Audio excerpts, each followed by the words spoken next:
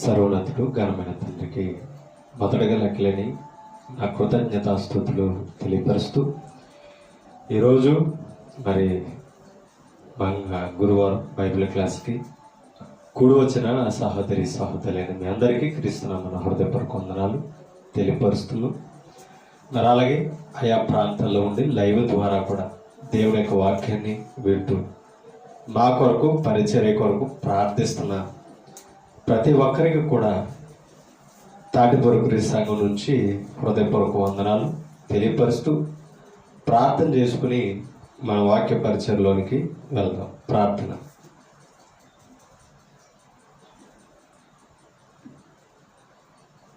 సర్వోన్నతుడు సర్వశక్తిమంతుడు పరమద్వాసినుడు అయిన మా కన్న తండ్రి, మీ పరిశుద్ధమైన అతి శ్రేష్టమైన ఘనమైన నామమునకు లెక్కలేని స్తోత్రాలు స్తుతులు తెలియజేస్తున్నాం.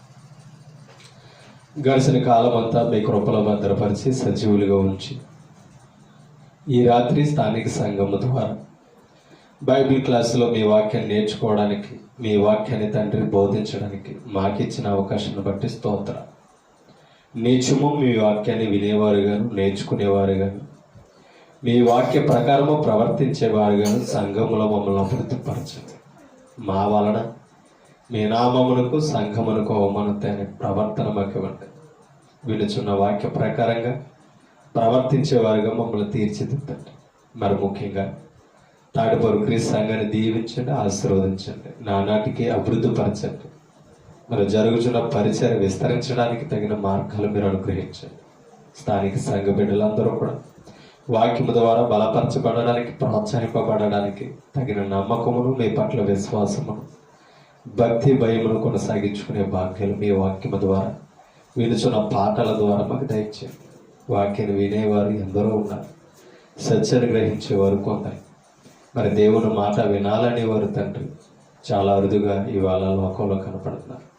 మాకైతే మీ కుమారుని ద్వారా ఈ భాగ్యాన్ని ఇచ్చారు. సద్వినియోగం చేసుకుంటూ మీకు ఇష్టలుగా తండ్రి విన్న వాక్య ప్రకారంగా మా మనసులో, మా ప్రవర్తనలో నీకు వ్యతిరేకంగా ఉంటే మార్చుకొని సరిదిద్దుకొని అపవాదికి లోనవ్వకుండా లోకాశలతో బ్రతకకుండా వాక్య ప్రకారంగా పరిశుద్ధులకు తగినట్టుగా, విశ్వాసులకు తగినట్టుగా మేము నడుచుకోగలిగిన భాగ్యాలు దయచేయమని ఈ రాత్రి మాతో మాట్లాడి బలపరచమని, అసత్యమును అబద్ధమును మా నోట రానివ్వకుండా కాపాడతారని యేసుక్రీస్తు పరిశుద్ధ నామని ప్రార్థన అడుగుచున్నాము కన్న తండ్రి, ఆమేన్. విలువైన దేవుని సంగతులు పరిశుద్ధ గ్రంథం నుండి మనం నేర్చుకుంటాం. ఎన్నో మాటలు దేవుని కృపను బట్టి మనం నేర్చుకోవడం అనేది జరుగుతుంది. ఎన్ని మాటలు విన్నా, ఎన్ని సంగతులు మనం నేర్చుకున్నా దేవుని అనుగ్రహం మనకు లేకపోతే ఏ విషయాలు గ్రహించుకునే అవకాశం, అర్థం చేసుకునే అవకాశం మనకు ఉండదు. అలాగే దేవుని మాటలు అర్థం చేసుకోవాలన్నా, దేవుని మాటలను అనుసరించాలన్నా ఆ మాటలను దేవుడు మనకు తేటపరచాలట. ఆయన తేటపరిస్తేనే ఇవి వాస్తవమని ఆయన మన హృదయానికి తెలియపరచకపోతే మనం గ్రహించుకునే అవకాశం ఉండదు. నడిచే మార్గంలో విఫలమయ్యే అవకాశం ఉంటుంది. ఒక మాట మనం దైవ గ్రంథంలో నుంచి చదువుతాం. కీర్తనల గ్రంథము 25వ అధ్యాయమును ఒకసారి మనం పరిశీలన చేద్దాం. 25వ అధ్యాయము 4వ వచనాన్ని మనం చదువుతాం. యెహోవా నీ మార్గములను ఎవరు తెలియజేయాలి? అమ్మా, దేవుడే తెలియజేయాలి. ఏ మార్గాలని? ఆయన మార్గాలను ఆయనే తెలియపరచాలి. అందుకని దేవుని దగ్గరికి రావాలి. దేవుని మార్గం ఏదో, దేవుని మాట లేదో తెలుసుకోవాలనుకున్న ప్రతి ఒక్కరు కూడా దైవం దగ్గరికి రావాలి. దేవుని గురించి నేర్చుకోవాలంటే దేవుని దగ్గరికి రావాలి. దేవుని దగ్గరికి రావడం అంటే ఒక విగ్రహం దగ్గరకో, ఫోటో దగ్గరకో, వాల్ పోస్టర్ దగ్గరకో వెళ్ళడం కాదు. సంఘానికి రావాలి. ఎందుకంటే సంఘంలో ఉన్నాడు దేవుడు. సంఘంలోనికి వస్తేనే, సంఘంలోనే దేవుని గురించిన మాటలు బోధింపబడుతున్నాయి కనుక అవగాహన చేసుకునే అవకాశం ఉంటుంది. ఆయన మార్గాన్ని తెలుసుకునే అవకాశం ఉంది. అంటే సంఘానికి వచ్చి వాక్యం నేర్చుకుంటున్న వారికి ఏం తెలుస్తుందని అర్థమవుతుంది? ఆయన మార్గం తెలుస్తుంది. ఎందుకంటే బోధ నేర్చుకుంటున్నాం కనుక. యెహోవా నీ మార్గములు నాకు తెలియజేయుము, నీ త్రోవలను నాకు తేటపరచుము. నీ త్రోవలను నాకు తేటపరచుము అంటే వివేకంగా నడిపించు అని ఆయన మాట్లాడతారు. త్రోవలో ఆయన తేటపరచాలట, మార్గము ఆయన బోధించాలట. ఆయన బోధించకపోతే, ఆయన తేటపరచకపోతే మనం తెలుసుకునే అవకాశం లేదు. బోధన నేర్చుకోవాలి. మరి ముఖ్యంగా తేటపరచడం అంటే మనం నేర్చుకున్న బోధలో, మనం నేర్చుకున్న మార్గము అదా కాదనేది గ్రహించేదే తేటపడడం. అది మనం అర్థం చేసుకోవాలి. అందుకనే ఒక 2 పాఠాలు కూడా గతంలో మనం నేర్చుకున్నాం. ఇరుకు మార్గము, విశాల మార్గం. ఇరుకు మార్గములోనేమో జీవం ఉందని, విశాల మార్గములోనేమో మరణం ఉందని మనం నేర్చుకున్నాం. అలాగే ఇప్పుడు చెప్తున్నాడు, ఆయన మార్గాన్ని తెలియపరచాలట. ఒక మాట మనం చదువుతాం.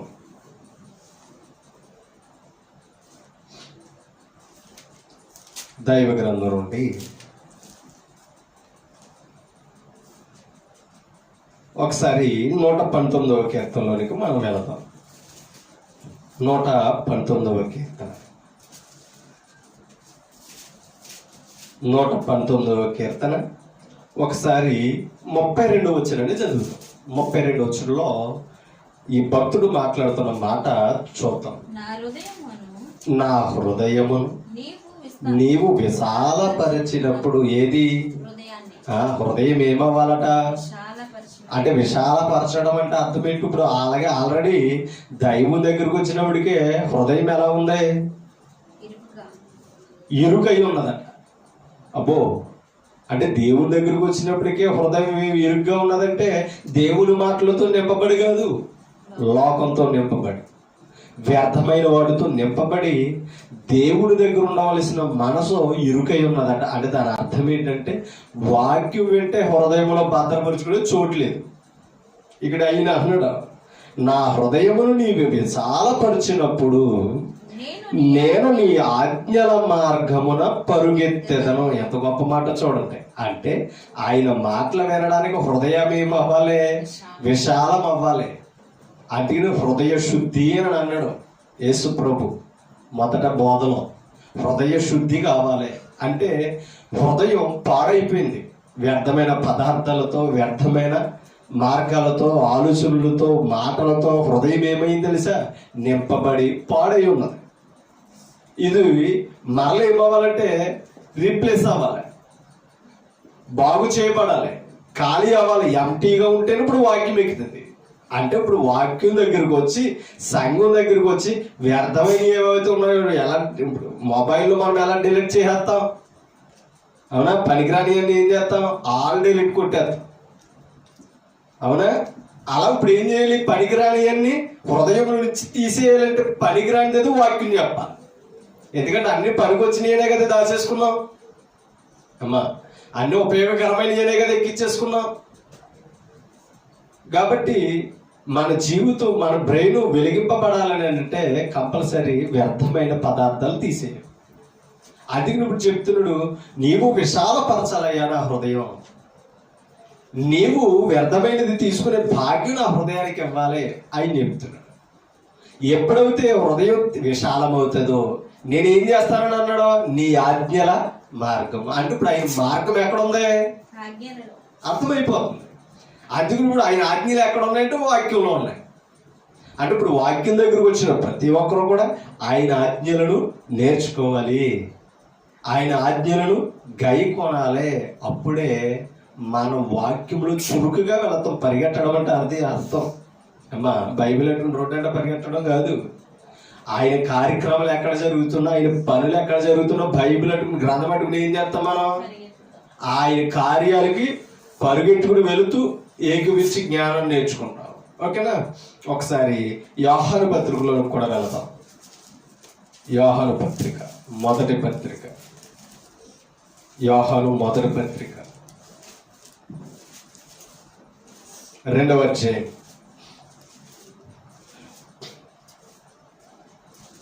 4వ వచనం, ఆయనను 2వ అధ్యాయం 4వ వచనం ఆయనను ఆయనను చూడండి. ఆయనను ఎరిగి ఉన్నానని చెప్పుకొనుచు ఎవరట? గ్రంథం పట్టుకున్నవారు. ప్రభు మాకు తెలుసు అని అనుకుంటున్నారట. అంతే కదా, ప్రభు మాకు తెలుసు అంటే యేసు మాకు తెలుసు అని మాట్లాడతాం కదా. ఆయనను ఎరిగి ఉన్నానని చెప్పుకొనుచు ఆయన ఆజ్ఞలను గైకొనని వాడు అంటే అర్థం ఏంటి?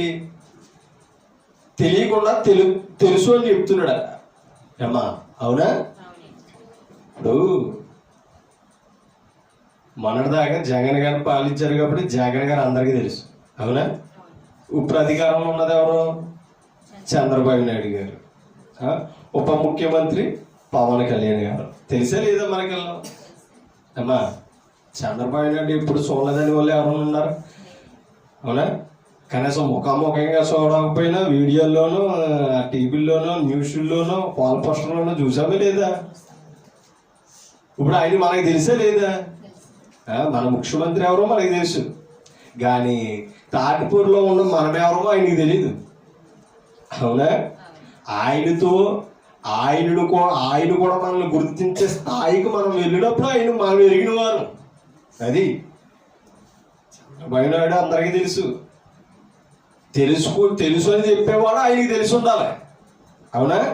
యేసు ప్రభుని గురించి యేసు ప్రభు బోధలు వింటున్నారు, ప్రయాణం చేస్తున్నారు కాబట్టి యేసు అంటే వాళ్ళు నమ్ముకున్నవాడు అని అందరికీ తెలుసు ప్రపంచం అంతా.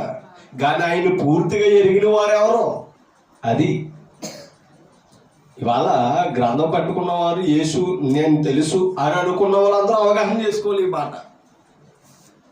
యేసును మనం ఎరగడం కాదట, యేసుని ఎరిగిన వాడిని ఆయన ఎరగి ఉండాలి. అది ఇవాళ విశ్వాసంలో కొనసాగుతూ వాక్యం వింటూ నేర్చుకుంటున్నామా, మనల్ని ఆయన ఎరిగిన వాడై ఉండాలి. ఆయనని ఎరగాలంటే, ఆయన పూర్తిగా మనం గై కొనాలంటే ఏం చేయాలట? ఆయన ఆజ్ఞలను. అవునా?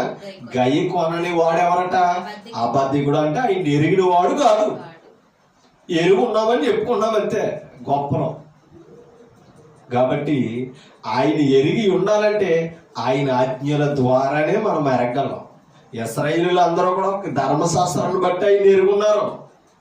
ఇప్పుడు క్రైస్తవులు అనబడిన వారు క్రొత్త నిబంధనను బట్టి క్రీస్తుని ఎరిగిన వారై ఉండాలి, క్రీస్తు చేత ఎరగబడిన వారై ఉండాలి. అది క్రొత్త నిబంధన ఆజ్ఞల ప్రకారమే క్రీస్తును అంగీకరించిన వారం అవుతాం. క్రీస్తు మనల్ని ఎరిగిన వాడు అవుతాడు. కాబట్టి వాక్యం చదవకుండా, వాక్యం వినకుండా, వాక్యంలో ఎదగకుండా క్రీస్తు నాకు తెలుసు అనుకుంటే మనకే తెలుసు, ఆయనకి మనం తెలిసిన వారు కాము. కాబట్టి వాక్యం చాలా ప్రాముఖ్యం. అందుకని ఆజ్ఞలను గై కొనాలి. ఆయన ఆజ్ఞలను గైకుంటేనే మనం ఆయన వారం అవుతామంట. చూడండి, ఆయన ఆజ్ఞలను గై కొనని వాడు అబద్ధికుడు. అంటే ఇప్పుడు వాక్యం గై కొనని వాడికి ఏమి లేదు అంటే వాక్యం అర్థం కాల, వాక్యం తెలుసు, సత్యమేదో అసత్యమేదో తెలియలేదు. కాబట్టి క్రీస్తు ఎవరు, క్రీస్తు కాని వారెవరో అర్థం కాదు. సత్యం ఉండాలంట మనలో. సత్యం ఎందుకు లేదు? హృదయం ఎలా ఉన్నదన్నాడు ఇందాక కీర్తనకారుడు. విశాలంగా లేదయ్యా అని అన్నాడు. కారణం ఏంటంటే వ్యర్థమైన ఇవన్నీ హృదయంలో ఉన్నాయి. ఇప్పుడు అవి ఖాళీ చేసుకుని వాక్యాన్ని ఎక్కించుకుంటే, సత్యాన్ని ఎక్కించుకుంటే క్రీస్తు ఎవరో, తండ్రి ఎవరో, పరిశుద్ధాత్ముడు ఎవరో, వాక్యమేంటో, సత్యమేంటో, అసత్యమేంటో అర్థమవుతాయి. ఈ సంఘమేంటో, ఆ సంఘమేంటో. అవునా? క్రీస్తు కట్టినది ఏంటో, క్రీస్తు కట్టనిదేంటో ఆలోచిస్తాం. వ్యర్థమైన హృదయంలో ఉన్నాయి కాబట్టి అన్ని దూరం మనకి యేసు ప్రభు తెలుసు, చాలు వెళ్ళిపోదాం అంతే పరలోకం అనుకుంటున్నారు. ఇవాళ అవునా? ఎక్కడికి వెళ్ళిపోతాం? ఎలా వెళ్ళిపోతాం? అనుకుంటే వెళ్ళిపోతామా? ఇవాళ ఒకసారి ఆలోచన చేయాలి మనం. అందుకనే 3వ అధ్యాయంలో ఒక మాట కూడా చదువుతాం. చూడండి, 3వ అధ్యాయము 23వ వచనం చదువుతాం. ఆయన ఆజ్ఞ ఏదనగా, అంటే ఆయన ఆజ్ఞలను గై కొనని వాడు ఎవరన్నాడో అబద్ధికుడు అన్నాడు. ఆయన ఆజ్ఞ లేదో చెప్తున్నాడు. ఆయన ఆజ్ఞ ఏదనగా ఆయన కుమారుడైన యేసు క్రీస్తు నామమును. అది ఆయన ఆజ్ఞ ఏంటట? యేసుక్రీస్తు నామమును నమ్ముకోవాలట. యేసుక్రీస్తు నామం ఏంటో తెలియాలట. పేరుకున్న విలువ, పేరుకున్న గొప్పతనం ఆ ఆజ్ఞలు వివరిస్తాం. పేరుదేమున్నదని మనం అంటున్నాం. ఆజ్ఞలు ఏం చెప్తున్నాయి? అసలు పేరులోనే ఉందే. కాబట్టి పేరును బట్టి నువ్వు ఏ దేవుని దగ్గరికి వెళ్తున్నావో, ఏ ఆలయం దగ్గరికి వెళ్తున్నావో గ్రహించుకోవాలి. ఏదైనా ఒకటే అని అనకూడదు. ఎందుకంటే బైబిల్లో అనేక మంది యేసులు ఉన్నారు, అవునా? అందరూ ఆ రక్షణ కొరకు వచ్చిన యేసులు కాదల్లా. కాబట్టి ఆ యేసు క్రీస్తు అంటే మీరు సిలువ వేసిన యేసునే దేవుడు ప్రభువుగాను క్రీస్తుగాను. ఆ సిలువ వేయబడిన ప్రభు ఎవరో, తిరిగి లేచిన క్రీస్తు ఎవరో లేఖనముల ద్వారా తెలుసుకోవాలి. అవి ఆజ్ఞలకున్న గొప్పతనం. ఆజ్ఞలను పరిశోధన చేయాలి. అందుకని చెప్తున్నాడు, ఆయన ఇచ్చిన ఆజ్ఞ ఏదనగా, చూడండి, ఆయన ఆజ్ఞ ఏదనగా ఆయన కుమారుడైన యేసుక్రీస్తు నామమును నమ్ముకొని ఆయన మనకు ఇచ్చిన, చూడండి, ఆయన మనకు ఆజ్ఞ ఇచ్చిన ఏంట ఆజ్ఞ? క్రొత్త నిబంధన. అవునా? ఆయన ఇచ్చిన ఆజ్ఞ ఏది? క్రొత్త నిబంధన. ఆయన ఇచ్చిన ఆజ్ఞను మనం ఏం చేయాలట? ప్రకారముగా ఒకరినొకడు ప్రేమింపవలనది. అంటే అర్థం ఏంటి? ఆయన ఎలా ప్రేమించి మనకు వాక్యాన్ని ఇచ్చాడో ఆ ఆజ్ఞల ద్వారా బ్రతుకుతూ ఆ వాక్యము ద్వారా మనలను మనం ఆత్మీయంగా ప్రేమించుకోవాలట. అసత్యం వైపు తిరగకుండా, ఓకేనా, అబద్ధంలో పడకుండా, లోకాన్ని అనుసరించకుండా మన ప్రేమ కాపాడాలట. ప్రేమ లేనప్పుడు సంఘంలో ఏ వ్యక్తి నిలబడ్డు, అవునా? కుటుంబంలో సరే ప్రేమ లేకపోతే ఏ వ్యక్తి కూడా ఏమవుతున్నాడు? మదన పడుతున్నాడు లేదా? ప్రేమ ఉండాలి. ప్రేమలో మాదిరి ఉండాలి. ప్రేమ నిష్కపటమైనదై ఉండాలి. ప్రేమలో ఎప్పుడు స్వార్థం ఉండకూడదు. లోకానికి ప్రేమ ఉంది కానీ స్వార్థం. ఎవరేమైపోతే నాకు లాభం కావాలి ఇది ద్వారా, అది ప్రేమే కానీ స్వార్థం. స్వార్థం కొరకు ప్రేమిస్తాం, లాభాల కొరకు ప్రేమిస్తాం. కానీ క్రీస్తు ప్రేమ అటువంటిది కాదు. అవసరమైతే అవతల వాడిని తప్పించడానికి, రక్షించడానికి కూడా ప్రాణ త్యాగాలు చేయాలి. ఆయనకున్న ప్రేమ అది. మనల్ని పాతాల నుంచి తప్పించిన యేసుక్రీస్తుని ఎలా ఎరిగామో, ఆయన ద్వారా మనం రక్షింపబడి ఎలా తప్పించుకున్నామో మన ప్రేమ ద్వారా ఒకరిని ఏం చేయాలి? తప్పించి మార్గంలోనికి తీసుకురావాలి. అందుకనే ఆయన ఆజ్ఞలను గైకొనాలి. కీర్తన గ్రంథానికి రండి. 119వ కీర్తన 32 119వ కీర్తన 32 వచ్చిన మార్చి ఒకసారి చదువుతాం. నా హృదయమును నీవు విశాలపరిచినప్పుడు, చూడండి, నేను నీ ఆజ్ఞల మార్గమున, అంటే ఇప్పుడు ఆయన మార్గం తెలియపరిచేది ఏది? ఆజ్ఞలే. ఆజ్ఞల ప్రకారంగా జీవిస్తే ఆయన మార్గం ఏదో మనం తెలుసుకుంటాం. అది మనం అర్థం చేసుకోవాలి. అందుకనే నీ మార్గములను నాకు తెలియజేయము, నీ త్రోవలను నాకు తేటపరచమని ఆయన చెప్పడం మనం నేర్చుకున్నాం. 32వ కీర్తన 8వ వచనాన్ని చదువుతాం.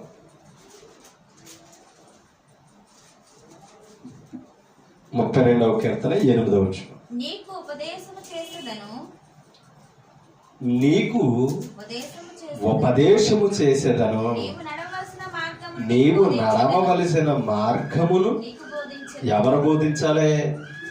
దేవుడు. ఎలా బోధించాలి? వాక్యము ద్వారా. అందుకనే నీకు ఉపదేశము చేస్తాను. ఇప్పుడు ఆ మార్గాలు ఎక్కడ ఉన్నాయంట? ఉపదేశంలో ఉన్నాయి.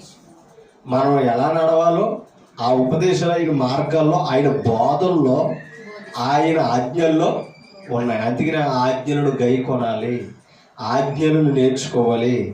ఇక్కడ 71వ అధ్యాయం కీర్తనలో 71వ అధ్యాయం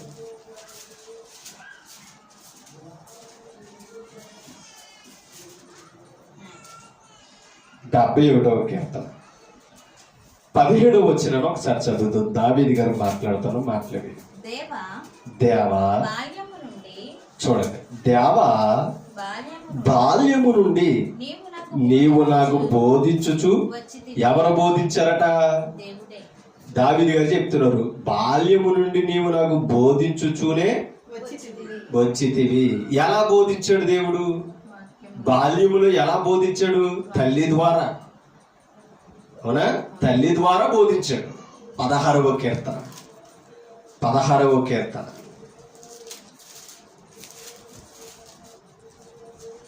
16వ వచనం. 116వ కీర్తన 116వ కీర్తన 16వ వచనం.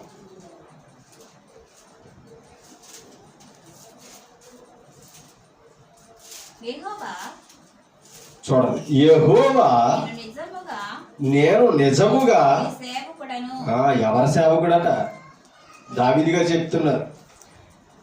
నేను నీ సేవకుడను, నిజమైన సేవకుడు అని చెప్పుకుంటున్నాడు. నీ సేవకుడను, నీ సేవకుడను అర్థమైందో? ఇప్పుడు నిజమైన సేవకుడు ఎవరు? ఆయన్ని ఎరిగి ఆయన ఉపదేశం నేర్చుకుని సేవ చేసేవారు సేవకులు. ఇప్పుడు నిజంగానే సేవకులు ఆనాడు దావీదు కాలంలో కూడా ఉన్నారు. ఆయన మార్గాన్ని తప్పుగా బోధించేవారు ఉన్నారు. ధర్మశాస్త్రాన్ని తమకు అనుకూలంగా మార్చుకున్నవారు ఉన్నారు. ఆజ్ఞలను పక్కన పెట్టి బోధించేవారు ఉన్నారు. అందుకనే యెహెజ్కేలు గ్రంథంలో అంటాడు, నా గొర్రెలకు మీరు త్రోవ చూపించరు, పాడైన వాటిని బాగు చేయడానికి ఇష్టపడరు, అవసరమైతే వాటి క్రొబ్బిని తినేస్తారు. మీరు భ్రష్టులైన సేవకులు అని మాట్లాడాడు. అంటే అందరూ నిజమైన సేవకులు గారు. ఆనాడు లేరు, ఈనాడు లేరు. నిజమైన సేవకులు ఎవరంటే నిజముగా వాక్యాన్ని బోధించేవారు, సత్యము ఉన్నది ఉన్నట్టుగా ప్రకటన చేసేవారే ఎవరంట తెలుసా? నిజమైన బోధకులు. ఈయన నిజమైన సేవకుడిగా పనిచేశాడు కాబట్టి. ఎందుకంటే దావీదుని గురించి దేవుడు చెప్పాడు, దావీదు నా హృదయానుసారుడు. ఎంత గొప్ప మాట అండి అది. దావీదు నా హృదయానుసారుడు. ఇంకా చెప్పాలంటే శ్రేష్ఠ బుద్ధి కలిగిన వాడంట. ఎవరు? దావీదు. అందుకు చెప్తున్నాడు, నేను నిజముగా నీ సేవకుడను, నీ సేవకుడను, నీ సేవకురాలు కుమారుడినై. అప్పుడు ఎవరిని కనపరుస్తున్నాడు చెప్పండి? దేనిని బట్టి? నా తల్లి నీ సేవ చేసింది కాబట్టి ఆ తల్లి సేవలో నేను అనుసరించాను. ఆయన సేవ చేసిందట, దేవుని మందిరంలో బ్రతికిందట. ఎవరి తల్లి? దావీదు తల్లి. అందుకు కాబట్టి స్పష్టంగా కొడుకు బోధించుకుంది. ఎప్పటి నుంచి అన్నాడు? బాల్యము నుండి. అవునా? చూడండి 71వ కీర్తన 17వ వచనం. దేవా, బాల్యము నుండి నీవు నాకు బోధించుచు. ఎలా బోధించావు? ఎలా బోధించాడు? తల్లి ద్వారా. తల్లి ఆ వాక్యాన్ని ఉపదేశిస్తుంటే నేర్చుకున్నాడట. ఎవరో? దావీదు గారు. ఎంత గొప్ప సందేశం చూడండి. నేర్చుకుంటూ వచ్చాడట. బోధించుచు వచ్చితివి ఎంతవరకు నీ ఆశ్చర్య కార్యములు. మళ్ళా ఈయన నేర్చుకుని అమ్మా ఇశ్రాయేలులకు తన ప్రజలకు దేవుని మహత్య కార్యాలు తెలుపుతూనే వివరించుకుంటూ వచ్చాడట. ఎవరో? అది మనం తెలుసుకుంటే కాదు, ప్రజలకు ఏం చేయాలి? తెలియపరచాలి. ఇప్పుడు మనం సత్యం నేర్చుకున్నాం, ఏం చెప్తాం? ఏం చెప్తాం? సత్యం చెప్తాం. అబద్ధం నేర్చుకున్నాం, ఏం చెప్తాం? అబద్ధమే చెప్తాం. అందుకనే మన హృదయం నిండిన దానితోనే మార్కు సువార్తలు చెప్పడమే లేదా? హృదయం నిండిన దానితో నోరు పలుకుతుంది. హృదయంలో లోకంతో నింపుకున్నామా? లోకం గురించే మాట్లాడతాం, లోక విషయాలే చెప్తాం. ఇప్పుడు సినిమా వచ్చినాడు ఏం చెప్తాడు? అంతే కదా, 2.5 గంటల స్టోరీ కదా వివరిస్తాడు. 2 గంటల దేవుడి సన్నిధిలో గడుపుతాడు. అమ్మా నేర్చుకున్నాడు కానీ చెప్పడు. ఎందుకంటే చెప్పే అవగాహన ఇక్కడ ఉండదు. అవునే కదా? మనం నేర్చుకోవడం కాదు, అవగాహన చేసుకుని చెప్పాలి. 2 గంటల సినిమాని ఎలా ఎక్కించుకుంటావు పొరకే? ఈ గంట వాక్యం ఎక్కించుకుని నువ్వు జ్ఞాపకం ఉంచుకుని పక్క వారికి చెప్పాలి. ఆ స్థాయికి రావాలట. లోకాన్ని చెప్పేవారికి ఉన్నాం తప్ప దైవాన్ని చెప్పేవారికి మనం లే. కారణం ఏంటంటే వింటామంతే. అది వినసంపగా ఎక్కినందుగా ఇది ఎక్కదు. కాబట్టి సాధకం చేయాలి వాక్యం కదా. ఎంతవరకు నీ ఆశ్చర్య కార్యములు నేను తెలుపుతూనే వచ్చి తిని. దేవా, చూడండి, దేవా వచ్చు తరమునకు నీ బాహుబలమును గూర్చి పుట్టబోవు వారికి నీ సౌర్యమును గూర్చి నేను తెలియజెప్పునట్లు తలనేరిసి వృద్ధుడనే వరకు నన్ను విడువను. ఎంత గొప్ప విషయం అండి. ఇంకా నువ్వు ఆయుష్కాలం ఎత్తే నాకు ముందు వచ్చే తరాలకు పిల్లలకు కూడా నీ వాక్యాన్ని బోధిస్తానయ్యా. నేను నేర్చుకున్న సంగతులు వివరిస్తాను. నా తల్లి నాకు నేర్పింది నీ గ్రంథం నుంచి. సేవకురాలుగా నీ సన్నిధిలో బ్రతికింది. నేను నేర్చుకుని నీ సేవకుడిగా నీ సంఘంలో నేను బ్రతుకుతున్నాను. నీ ఆలయంలో నేను సేవ చేస్తున్నాను. నమ్మకమైన సేవకుడిగా నన్ను ఉంచావు.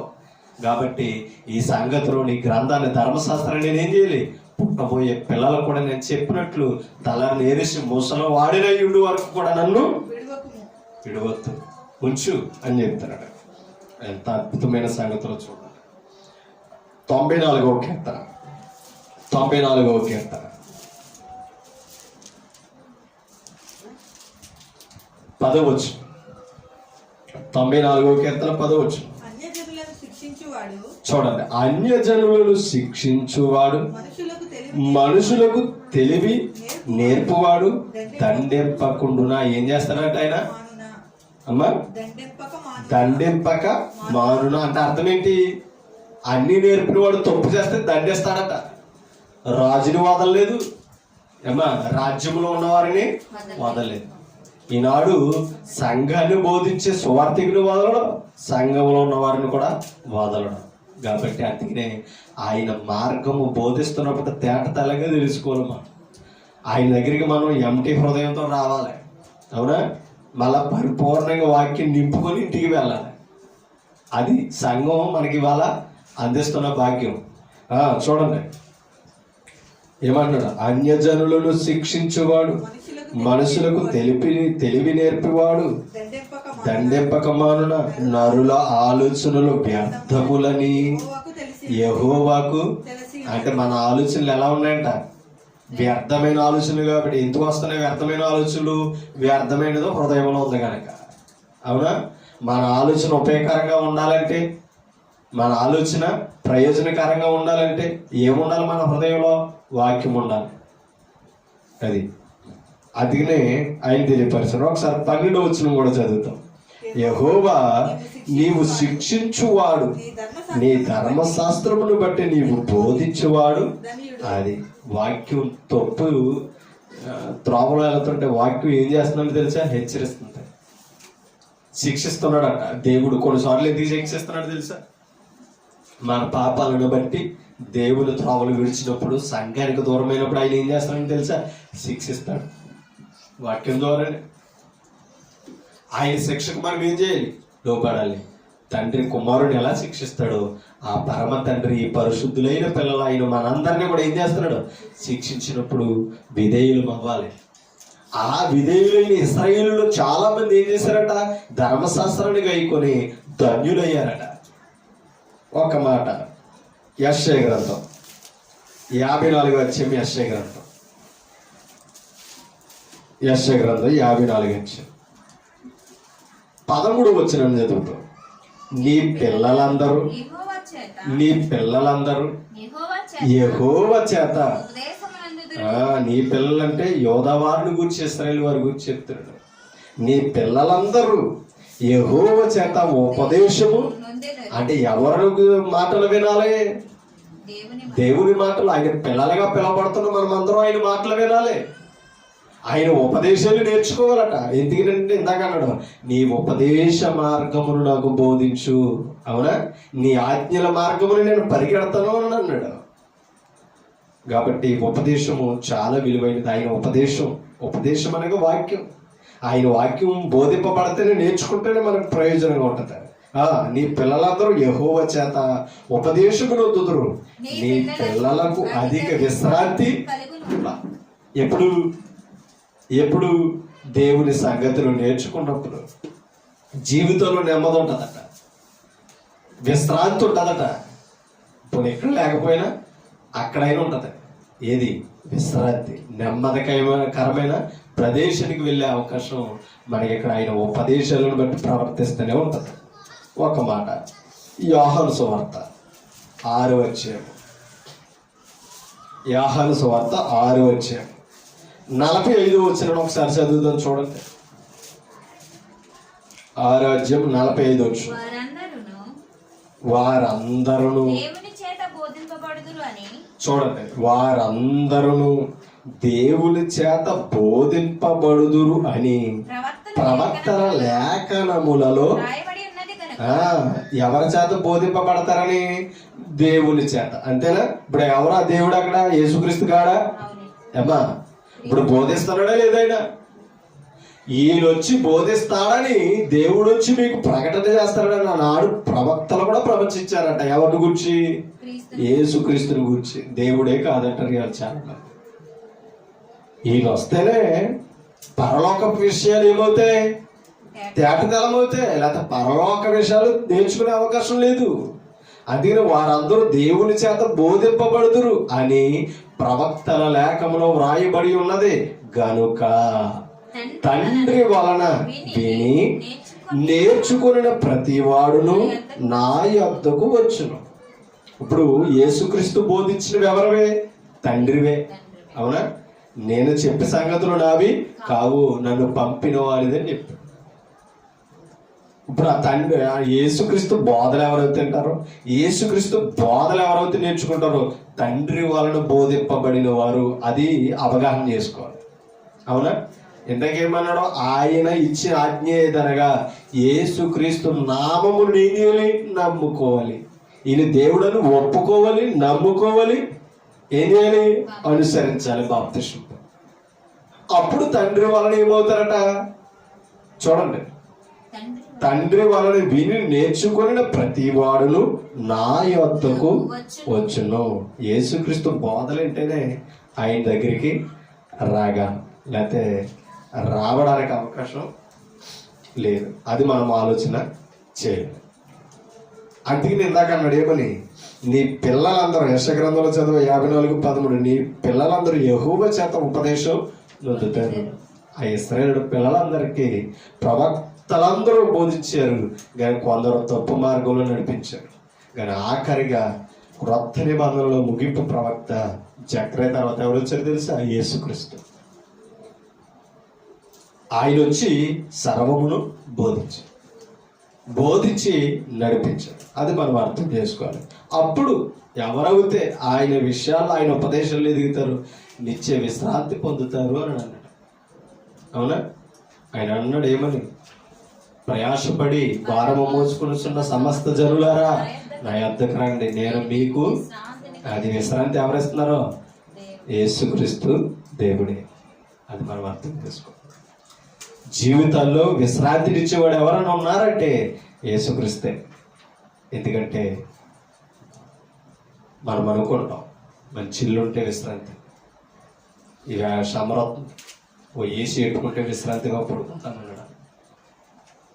కానీ యేసు ప్రభు చెప్పే విశ్రాంతి ఈ లోక నివాసాల గురించి కాదండి. అవునా?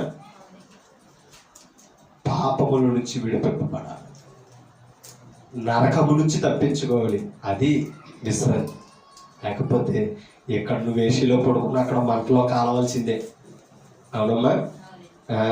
ఈ 45 డిగ్రీలకే మనం మాడిపోతున్నాం. మరి ఇంకా అక్కడ డిగ్రీలకి ఇంకా ఎంత అంత లెక్కేమీ లేదు. సర్వకాలం నిత్యము యుగాల కాలవడమే. అది దాని ఇక్కడ ఏసీయే సరిపోతలేదు కదండి 45 డిగ్రీలకి. అవునా? 45 డిగ్రీలు తాగుతుంటే ఏసీలు కూడా ఇటు ఎక్కిపోతున్నాయంట. అవునా? మరి అలాంటిది ధనవంతుల్లాగా ఏలు కొనముంచో నాలుగుని చల్లార్చడానికి నీటి బిందువు ఏమంటే సరిపోద్దా మంటల్లో? కాబట్టి ఒక్కసారి ఆలోచించండి. ఎక్కడ వాక్యమని నీరు తాగకపోతే, ఎక్కడ ఆయన ద్వారా మనం పాపం నుంచి విడిపింపబడకపోతే మన జీవితంలో విశ్రాంతి ఆత్మకే దొరకదు. కాబట్టి మనం ఎన్ని పరిస్థితుల్లో బ్రతుకుతున్నా, ఎన్ని అవమానాలు, ఎన్ని ఆర్థిక ఇబ్బందులు, ఎన్ని కష్టాలతో మనం బాధపడుతున్నా సరే, ఒక లాజర్లా మనం పరదేశకు వెళ్ళే స్థానాన్ని కలిగి ఉండాలి. అందుకే సంఘానికి రావాలి, ఉపదేశాలని నేర్చుకోవాలి. సామెతల గ్రంథం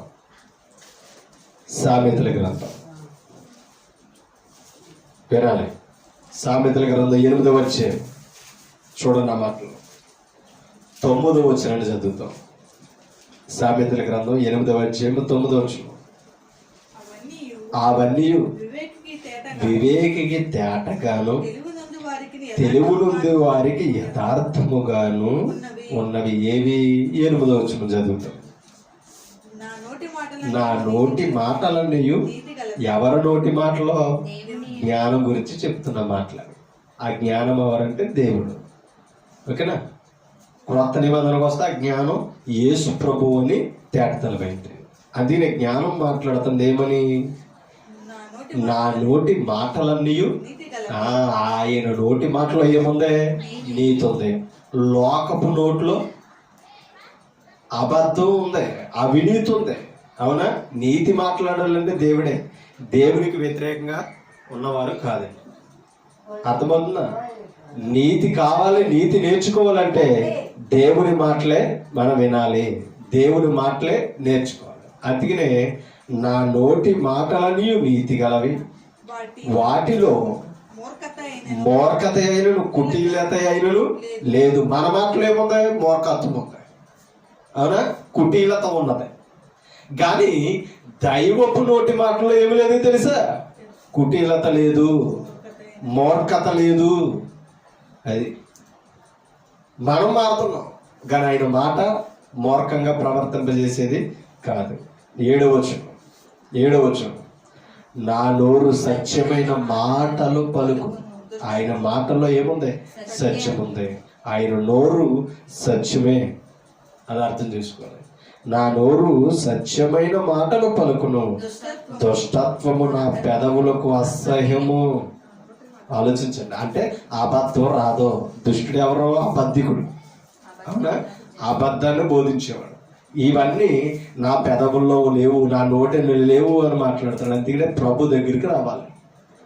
అపవాది దగ్గర, అపవాదిలో బ్రతుకుతున్న లోకం దగ్గర ఇవన్నీ ఉన్నాయి. కాబట్టి అలా బ్రతుకుతున్నాం, కాబట్టి మనం అలా ప్రవర్తిస్తున్నాం. ఒక మాట 15 వచ్చాయి. ఇది సామెతల గ్రంథం 15 వచ్చాయి. 11 వచనం ఒకసారి చదువు. 15 అధ్యాయం 11 వచనం. పాతాళమును అగాధ కోపమును యెహోవాకు తేట, చూడండి, యెహోవాకు కనబడుచున్నవి. ఎలాగా? తేటగా కనబడుతున్నాయట. ఏవి? పాతాళమును అగాధ కోపమును యెహోవాకు కనబడుతున్నాయి, మనకు కనబడవు. ఏమా? అవునా? అందుకప్పుడు యేసు ప్రభు ఏమన్నాడు? ధనవంతుడి గతి చూడండి అని చెప్పాడే లేదా? ఎందుకని? పాతాళం కనబడుతుంది కాబట్టి ఆయనకి తేటగా. అవునా? పరదేశం కూడా ఆయనకి కనబడుతుంది కాబట్టి. లాజరు ఎక్కడ ఉన్నాడో, అబ్రహాం ఎక్కడ ఉన్నాడో చెప్పగలిగాడు యేసు ప్రభు. పాతాళంలో ఎంత వేదన ఉన్నదో ఆయన చూస్తున్నాడు కాబట్టి చెప్పగలిగాడు. ఎవరు? యేసుక్రీస్తు. యాతన పడుతున్నాడు.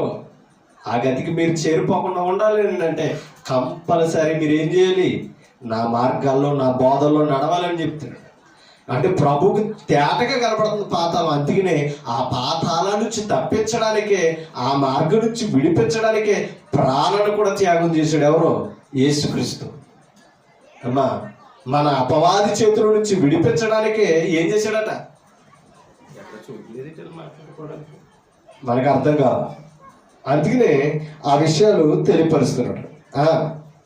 పాతాళమును అగాధ కోపమును యెహోవాకు కనబడుచున్నవి, నరుల హృదయములు మరీ తేటగా ఆయనకు కనబడును కదా.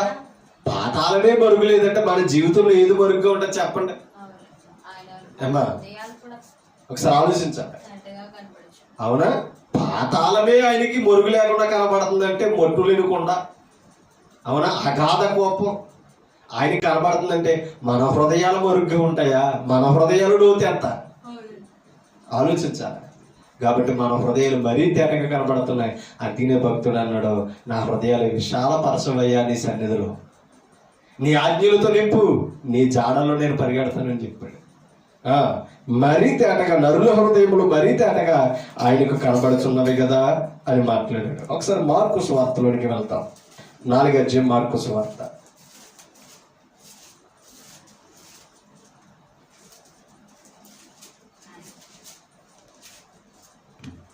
మార్కు సువార్త తీసారా? 4వ అధ్యాయము 22వ వచనం. 4:22 చూడండి. రహస్యం ఏదైనను చూడండి, తేటపరచబడక పోదు. బయలుపరచబడుటకే గాని ఏది మరుగు చేయబడలేదు. ప్రభు సన్నిధిలో ఏది కూడా ప్రభుకి మరుగై ఉండదు. రహస్యమైనది ఏదైనా సరే అదేమవుతుందంట, తేటపరచబడడానికి సిద్ధంగా ఉంటాయి. మన కన్నులకు మరుగేమో, సర్వాన్ని సృజించిన వానికి మరుగైనది ఏది లేదు, ఏది లేదట. అది మనం అర్థం చేసుకోవాలి. కాబట్టి మనం గ్రహించుకోవాలి. అందుకే నా మాట చెప్తున్నాడు, మరుగైనది ఏది తేటపరచబడకపోదో, తెలియపరచబడక పోదో అని ఆయన చెప్పడం అనేది జరుగుతుంది. మరొక మాట లోకసువార్తలోనికి వెళ్తాం. లోకసువార్తలోనికి వెళ్తాం. లోకసువార్త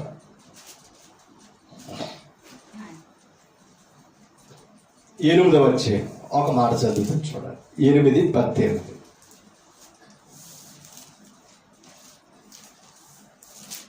లోకసువార్త 8:18.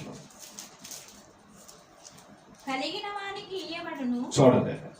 కలిగిన వానికి ఇయ్యబడును, ఇయ్యబడును. 17వ లేని వాని 17వ తేటపరచబడని తేటపరచబడని రహస్యం ఏదియు లేదు. యేసు ప్రభు చెప్తున్న మాటలు. తేటపరచబడని రహస్యం ఏదియు లేదు, తెలియజేయబడకయు బయలుపడకయు నుండి మరుగైనది ఏదియు లేదు. దేవునికి మరుగైనది ఏది లేదు. మనకన్నీ మరుగే, అవునా? పాతాళం ఉందంటే నమ్మం, పరలోకం ఉందంటే నమ్మం. కానీ పరలోకమైన పాతాళమైన తేటగా కనపడ, పరలోకమైన నివాసం. కానీ పాతాళం అగాధంలో కోపంలో ఉన్నా సరే ఆయనకి ఏమవుతుందట, కనపడుతుంది. కాబట్టి మనం ఏం బోధిస్తున్నామో, ఏం నేర్చుకుంటున్నామో, ఎలా బ్రతుకుతున్నామో మన జీవితాలు కంపల్సరీ ఆయనకి ఏమవుతున్నాయి, తేటతెల్లమవుతున్నాయి.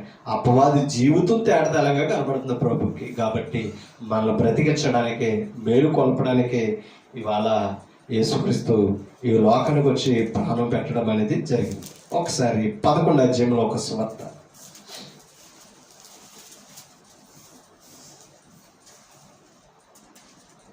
34.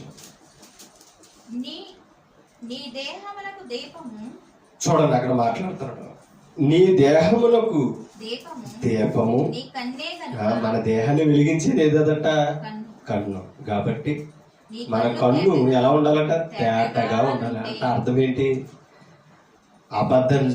అబద్ధాన్ని చూస్తే అబద్ధమే నమ్ముతుంది, ఇది నిజమే చూస్తే నిజమే నమ్ముతుంది. కాబట్టి నువ్వు దేన్ని అనుసరిస్తున్నావో, దేన్ని నమ్ముతున్నావో నీ కన్నుల మీద ఆధారపడి ఉంది. కాబట్టి అందుకనే చెప్తున్నాడు ఏమని, నీ కన్ను నీ దేహమునకు దీపము, నీ కన్నే గనుక. నీ కన్ను తేటగా ఉంటే నీ దేహమంతయు వెలుగుమయమై ఉండను. కాబట్టి మన కన్నుల ఎదుట వాక్యం సత్యమైనదో కాదు తెలుసుకోవాల్సిన అవసరత ఉంది.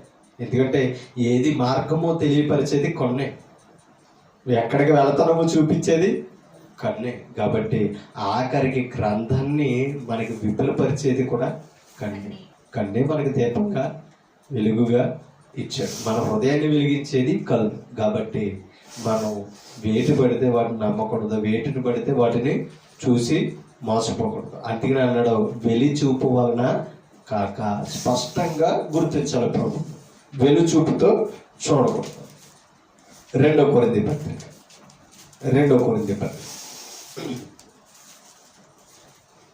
3వ అధ్యాయం 2 కొరింథీ 3:3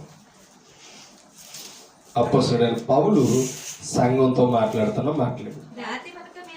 చూడండి 3:3 రాతి పలక మీద గాని సిరాతో గాని వ్రాయబడక మెత్తని హృదయములు అను పలకల మీద జీవము గల దేవుని ఆత్మతో మా పరిచర్య మూలముగా వ్రాయబడిన క్రీస్తు పత్రికరై ఉన్నారని మీరు తేటపరచబడుచున్నారు. దేనిని బట్టి తేటపరచబడుతున్న? క్రీస్తు ఎదుట క్రీస్తు పత్రిక అవ్వడాన్ని బట్టి తేటపరచబడుతున్నామంట, ఆయన వారుగా.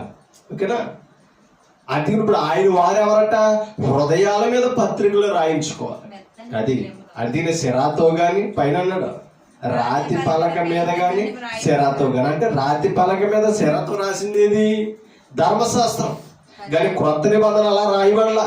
మెత్తని హృదయముల మీద, అంటే మన స్వయంగా హృదయాల మీద దేవుని ఆత్మతో రాయబడిన పత్రికలుగా మనం ఉండాలి. ఆత్మ నడిపింపుతో మన వాక్యంలో వెలిగింపబడాలి తప్పకని మనుషుల సాక్ష్యాలతో కాదు, ప్రలోభాలతో కాదు, మనుషులు కల్పించిన పద్ధతులతో అసలే కాదు. వాక్యం ఉన్నది ఉన్నట్టుగా అపోస్తులు ఎలా ప్రకటించారో, ఆదిమ సంఘం ఎలా గైకుని కొనసాగిందో అలాగే మనం ఏం చేయాలి తెలుసా? వాస్తవాలు అవాస్తవాలు తెలుసుకొని నిజము అబద్ధాన్ని పరిశీలించి మనం నడవాలి. అప్పుడు క్రీస్తు పత్రికగా మనం ఉంటాం. కొరింథీ సంఘం ఇవాళ సాక్షాత్తంగా ఉంది మనకి. మనం పత్రిక అవ్వాలి. ఏ గ్రామంలో ఉన్న క్రీస్తు సంఘమైనా సరే క్రీస్తుకు ఒక పత్రిక ముద్రింపబడాలి. చూడండి, క్రీస్తు పత్రిక అయి ఉన్నారని మీరు తేటపరచబడుచున్నారో, తేటపరచబడాలి. ఓకేనా? మరొక మాట, 2 తిమోతి పత్రిక 3వ అధ్యాయం, 2 తిమోతి 3వ అధ్యాయం, 2 తిమోతి 3వ అధ్యాయం 9వ వచనాన్ని చదువుతాం. అయినను 3వ అధ్యాయం 9వ వచనం. వారి అయినను వారి అవివేకం ఎలాగూ తేటబడేనో అలాగే వీరిది కూడా అందరికి తేటబడును గాక. గనుక వీరు ఇక ముందుకు సాగరు. ఎవరు? ఒకసారి మన 8వ వచనం చదివితే అర్థమవుతుంది. ఎన్నే ఎబ్రి అనువారు మోషేను ఎదిరించారట పాత నిబంధనలు. అర్థమైందా? ఎవరట? ఎన్నే ఎంబ్రే అనువారు మోషేని ఎదిరించినట్లు వీరును చెడిన మనసు కలిగి విశ్వాస విషయంలో భ్రష్టులై సత్యమును ఎదురితురు. అమ్మా, భ్రష్టులైన ప్రతి ఒక్కరు ఏమి ఎదిరిస్తున్నారట? సత్యాన్ని ఎదిరితురు. సత్యాన్ని ఎదిరించిన వారందరూ కూడా క్రీస్తుని ఎదిరించిన వారు అవుతున్నారు. గుర్తించాలి. అర్థమైందా? సత్యాన్ని ఎదిరించిన వారందరూ కూడా ఇవాళ ఆయన దృష్టికి ఎలా కనబడతారట? భ్రష్టులు. ఆనాడు మోషేని ఎదిరించిన వారు దైవ దృష్టికి భ్రష్టులు ఎలా అయ్యారు? ఇవాళ క్రీస్తు సంఘ సత్యాన్ని ఎదిరించిన వారు ఎవరైనా సరే భ్రష్టులుగా వాక్యం ద్వారా తీర్చబడతారు. అది మనం అర్థం చేసుకోవాలి. కాబట్టి అందుకనే అక్కడ ఆ మాటలో చాలా విపులంగా ఆయన మాట్లాడతారు. 6వ వచనం చదువుతాం, మనకి ఇంకా అర్థమవుతుంది. చూడండి, పాపభరితులై నానా విధమైన దురాశల వలన నడిపింపబడి ఎల్లప్పుడూ ఎలా ఉన్నారటలో? పాపభరితులై నానా విధమైన దురాశల వలన నడిపింపబడి. అంటే ఎలా నడిపింపబడతారో? అపవాది చేత, లోకం చేత. అవునా? నడిపింపబడిన వారై ఎల్లప్పుడూ నేర్చుకొనుచున్నాను. మీకు అర్థమవుతుంది? ఎల్లప్పుడూ అంటే లోకంలో అలా నడిపింపబడుతున్నారు. సంఘానికి వచ్చి ఏం నేర్చుకున్నారు? సత్యాన్ని నేర్చుకున్నారా? చూడండి, నేర్చుకొనుచున్నాను సత్య విషయమైన అనుభవ జ్ఞానము ఎప్పుడు పొందలేని అవివేక స్త్రీల ఎండ్లలో జొచ్చి వారిని చెరపట్టుకుని పోవారు వీరిలో చేరిన వారే. చూడండి, ఎన్నే ఎబ్రి అనువారు మోషేని ఎదిరించినట్లు వీరును చెడిన మనసు కలిగి. మనసు ఎప్పుడైతే చెడిపోతుందో మన మార్గాన్ని తొలగిపోతాం. మనసు కలిగిన వారై విశ్వాస విషయంలో భ్రష్టులై సత్యమును ఎదిరింతురు. అయినను చూడండి, వారి అవివేకం ఎలాగూ తేటబడినో. సంఘానికి ఆనాడు ఇశ్రాయేలీయుల కాలంలో వాళ్ళు ఎత్తురు మోషేని ఎదిరించినప్పుడు పరిశుద్ధాత్ముడు తేటతలంగా సంఘానికి రాయించలేదా? ఆలోచించాలి. ఆఖరికి కొరింథీ పత్రికలో కూడా ఇశ్రాయేలీయులు ఎలా తిరగబడ్డారో కూడా దృష్టాంతంలాగా రాశాడు. అవునా? 1 కొరింథీ 10వ అధ్యాయంలో ఆనాడు వారు ఎలా ఎదిరించారు, మనం అలా ఎదిరించకూడదని కూడా 10వ అధ్యాయంలో ఆయన తేటతలంగా వివరిస్తాడు. అది దాన్ని బట్టి మనకు అర్థమవుతుంది, సాక్షార్థంగా ఉన్నాయి.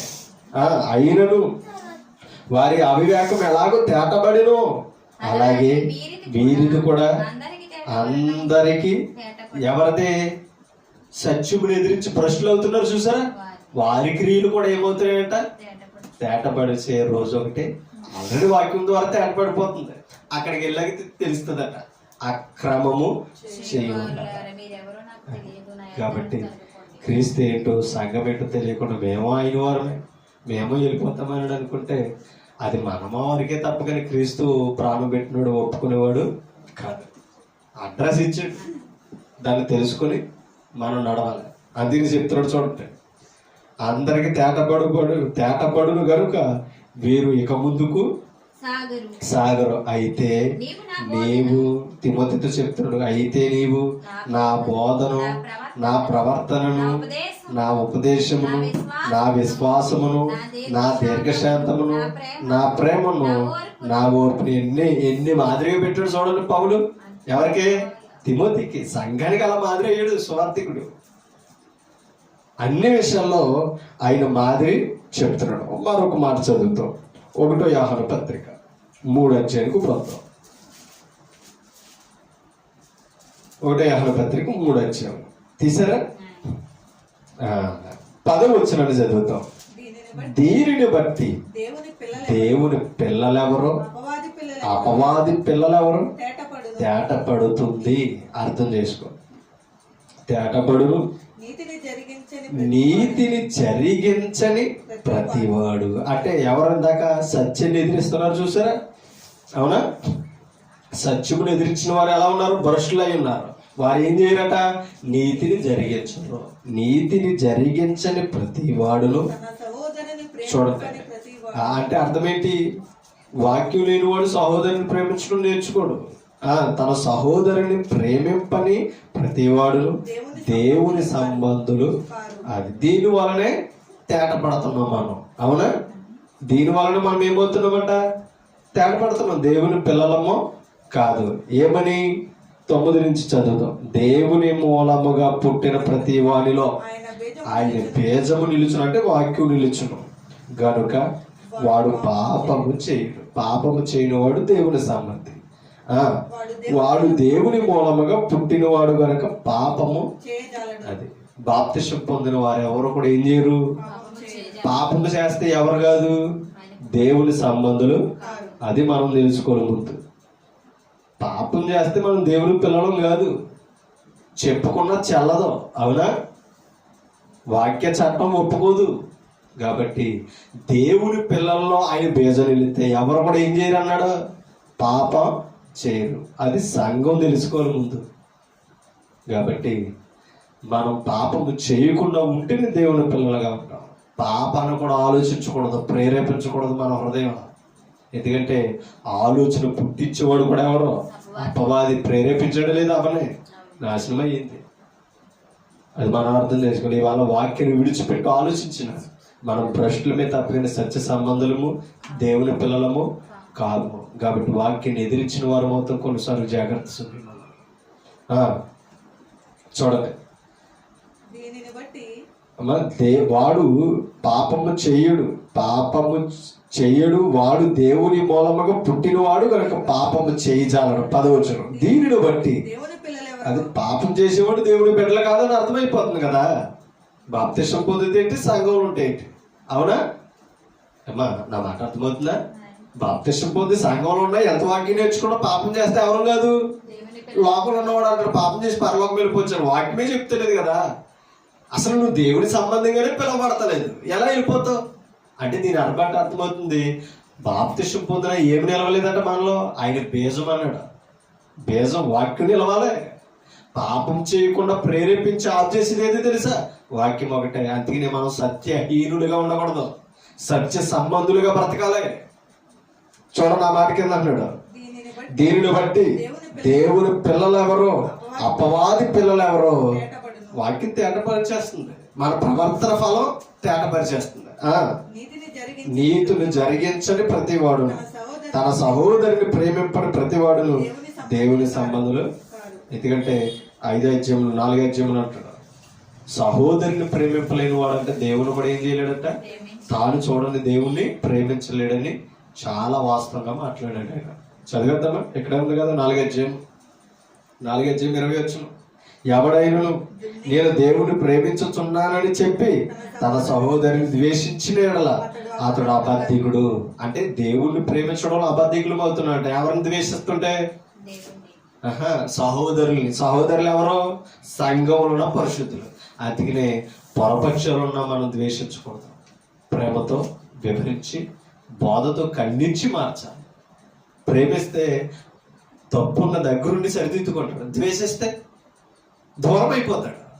దూరం అయిపోతే సంఘటనకి రాకపోతే మనం ఎలా సరిదిద్దుతాం? అవునా? అందుకనే చూడండి, దేవుడు ప్రేమించుచున్నారని చెప్పి తన సహోదరిని ద్వేషించిన యెడల అతడు అబద్ధికుడగును. తాను చూసిన తన సహోదరిని ప్రేమింపని వాడు తాను చూడని దేవుణ్ణి ఎలాగూ ప్రేమింపగలడు. ఎంత గొప్ప మాట అండి. కాబట్టి దేవుని ప్రేమించాలంటే ముందు సహోదరుని మనం ఏం చేయాలంట? ప్రేమించాలి. మరొక మాట చదువుతాం. దీనిని బట్టి మనం దేవుని పిల్లలమో కాదో తెలిసిపోతుంది. కాబట్టి మనం ఈ మాటలు గ్రహించాలి. యోహాను సువార్త 8:44 8:44 యోహాను సువార్త 8:44 త్వరగా తిరిగి ముగింపులోనికి వెళ్తాను. మీరు మీ తండ్రియగు అపవాది సంబంధులు, మీ తండ్రి దురాశలు నెరవేర్చబోరుచున్నారు. అది అంటే దురాశలో బ్రతుకుతున్న వారు ఎవరు? అపవాది సంబంధులు. దురాశలు ప్రేరేపించేవాడు ఎవరు? దురాశ గర్భము ధరించి పాపం కంటుంది. పాపము ద్వారా మరణానికి ప్రాప్తులమవుతున్నాం. అంటే ఈ మరణానికి నడిపించడానికి అపవాది తన చోటుకి చేర్చుకోవడానికి మనల్ని కూడా ఏం చేస్తున్నాడు తెలుసా? పాపము చేయడానికి మనలో ఏం పుట్టిస్తున్నాడు? దురాశ పుట్టిస్తున్నాడు. దురాశ వల్లనే కదా ఇవాళ ఇన్ని చేస్తుంటాం మనం. అవునా? మనకున్నది చాలు అనుకుంటే దొంగతనాలు ఎందుకు జరిగితే, హత్యలు ఎందుకు జరిగితే, అవునా, దౌర్జన్యాలు ఎందుకు జరిగితే, నాకున్నది చాలు అనుకుంటే నువ్వు అనుకుంటావు. వాక్యాన్ని మనలో దూరిన వాడు అలా ఉంచడం కుదిరేగా అది కూడా ఉంటే నీదే అవుతుంది కదంటరా, ఇంకా విశాలంగా ఉంటుంది కదా, బాగుంటుంది కదరా, ఇల్లు అని అంటాడు అంతే. కాబట్టి వాక్యాన్ని మనం చోటే వాళ్ళ తప్పిన అపవాదికి లోకానికి కాదు. అది నేర్చుకోవాలి. తండ్రి దురాశలను నెరవేర్చగోరుచున్నారు గనుక ఆది నుండి వాడు నరహంతుకుడయ్యుండి సత్యమందు నిలిచిన వాడు ఆడి ప్రకారంగా జీవిస్తే మనము వాక్యంలో నిలవం. అవునా? మోషే నాన్నవాడు ఎలా ఎదిరించారు? ఇప్పుడు ఈనాడు సంఘంలో సువార్తిని ఎదిరించి నిలబడతాం. దేనికి? వాక్యానికి ఆటంకంగా. వాణి యందు సత్యమే లేదంటే వాక్యం లేదు. ఓకేనా? వాక్యాన్ని అబద్ధంగా చూపిస్తాడు. వాడు అబద్ధం ఆడినప్పుడు అబద్ధమైన దేవుడి స్వభావం, అపవాది స్వభావం తెలిసిపోతుంది. మనం అబద్ధాలు ఆడుతుంటే ఎవరి సంబంధం పోతున్నాం? స్వభావం తెలిసిపోతుంది కదా. మీ మాట అవునంటే అవును, కాదనంటే కాదని అన్నాడు. వాడు దేవుడి సంబంధి.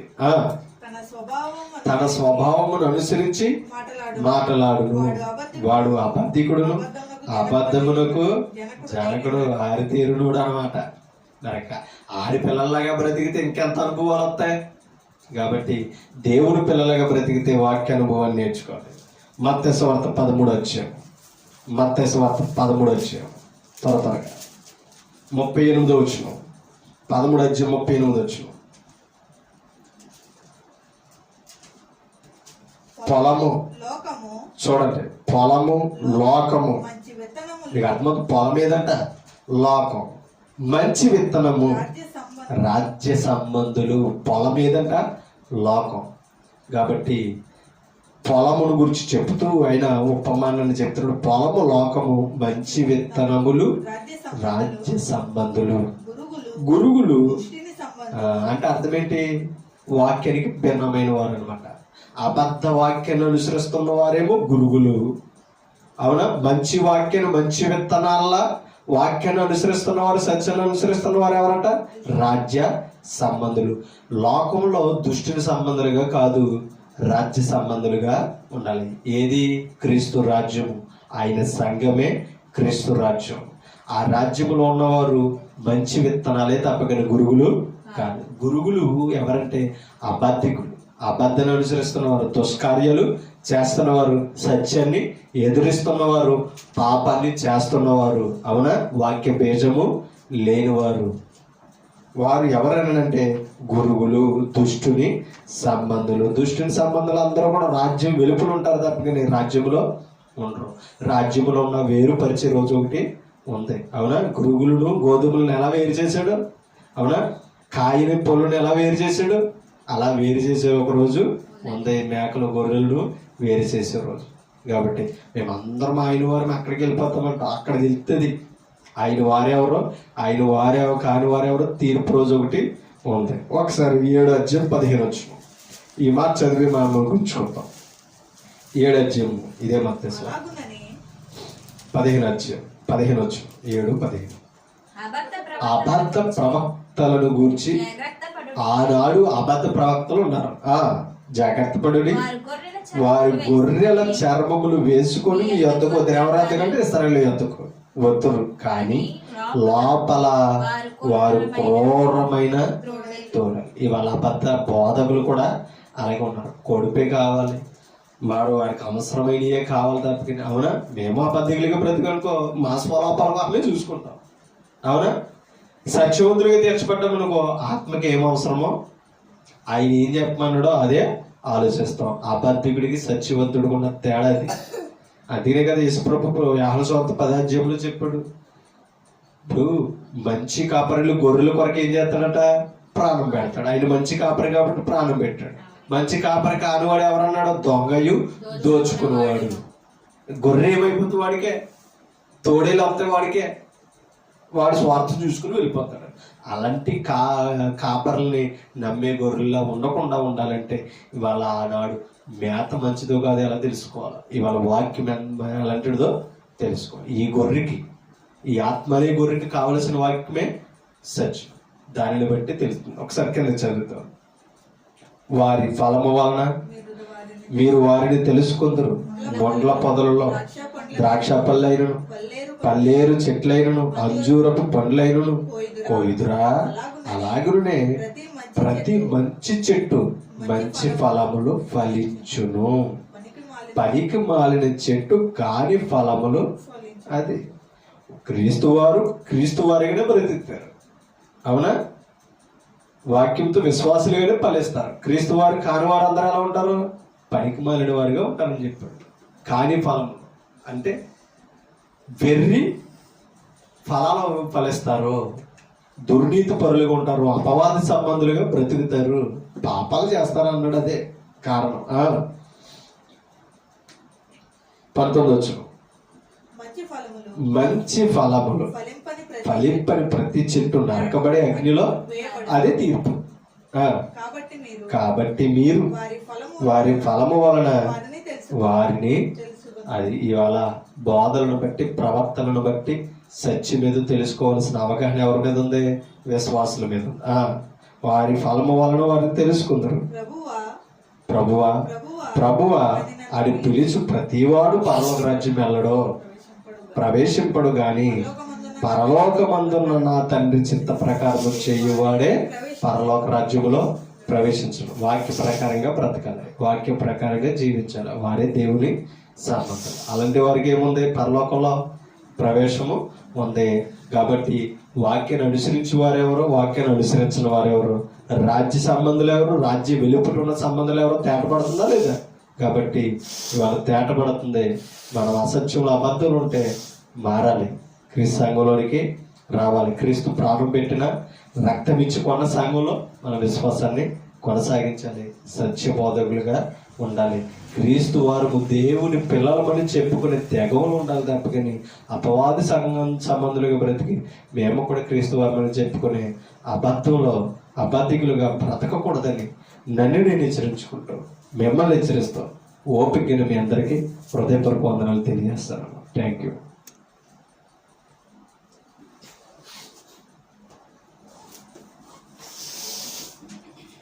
మీకు